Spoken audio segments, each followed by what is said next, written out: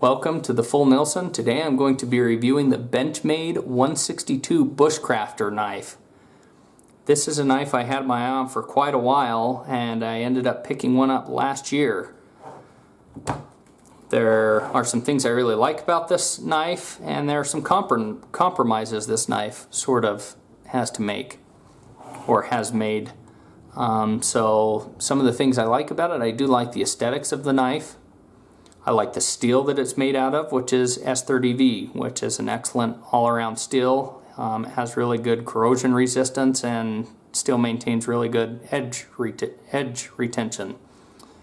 The handles are G10 handles, and it has these rivets, I guess is what you call those, to hold the handles on.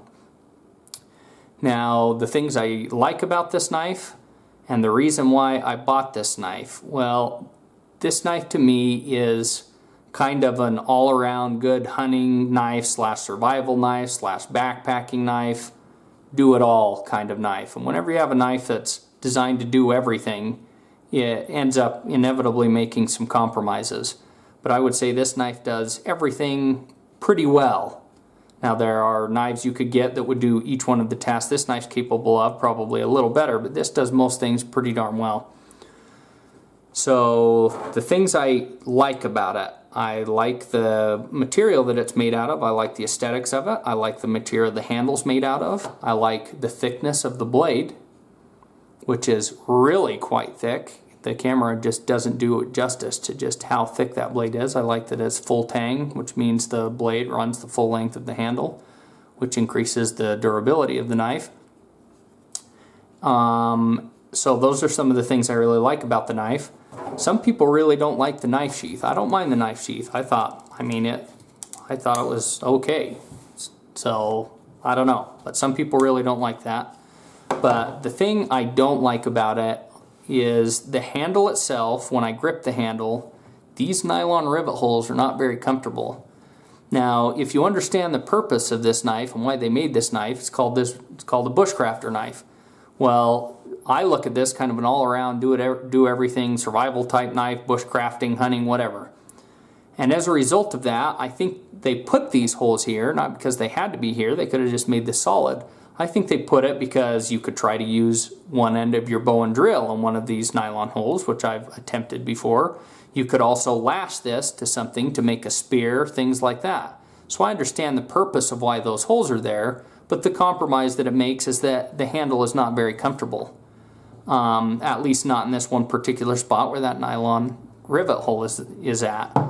Now, I've never gotten a blister or a hot spot or anything like that using this knife, and I've used it elk hunting on at least one occasion last year. We took care of a couple of elk, and I didn't have any issues with it as far as it bothering my hands. I'm not huge into bushcrafting and stuff like that to where, you know, I know how to do all sorts of stuff with a knife that lots of those guys can do, so I can't tell you as far as, oh yeah, I used it for 8 hours, you know, making this or building a log cabin or whatever. I can't tell you how it would cope with anything like that.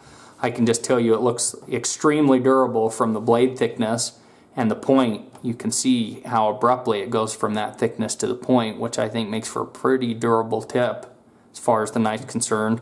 And if you were to use it as a spear or something, I think it would probably hold up to that, whereas some knives might break.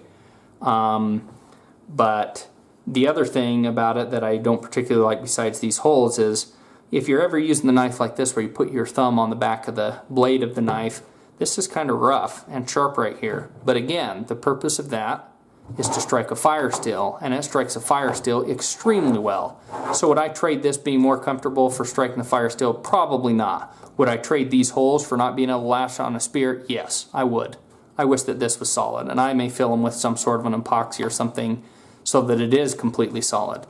So that's just my personal opinion or my take on this knife. I really do like it. I like the size. I can't remember what I paid for my one. I want to say it was around $140, $150, and they now make one with the desert tan handle, which I really like a lot.